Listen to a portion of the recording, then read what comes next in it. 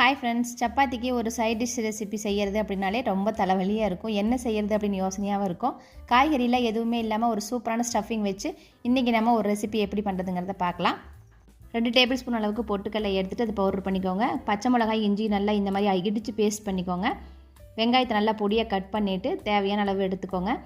சப்பாத்தி மாவுக்குள்ளே உள்ள ஸ்டஃபிங்காக பொடியாக கட் பண்ணி வச்ச பெரிய வெங்காயம், பொடியாக கட் பண்ண கொத்தமல்லி, கருவேப்பிலை தழை, பச்சை மிளகாய், இஞ்சி பேஸ்ட்டு, மிளகாத்தூள், மிளகுத்தூள், கரம் மசாலா தூள், தேவையான உப்பு இதெல்லாம் போட்டு நல்லா மிக்ஸ் பண்ணி விட்டுட்டு கொஞ்சம் ட்ரைனஸ்க்காக நம்ம அரைச்சி வச்சிருந்த பொட்டுக்கல்லையும் சேர்த்துட்டு இந்த மாதிரி நல்லா மிக்ஸ் பண்ணி விட்டுருங்க.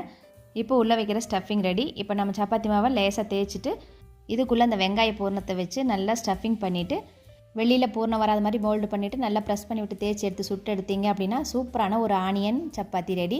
இது லஞ்ச் பாக்ஸ் ரெசிபியாகவும் கொடுத்து விடலாம். இதுக்கு சைட் டிஷ்ஷாக நீங்கள் ஆனியன் ரைத்தா கூட சர்வ் பண்ணலாம். சூப்பரான டேஸ்ட்டாக இருக்கும். தேங்க்யூ. இதே மாதிரி நீங்களும் ட்ரை பண்ணி பார்த்துட்டு எப்படி இருந்துச்சு அப்படின்னு கமெண்ட் பண்ணுங்கள்.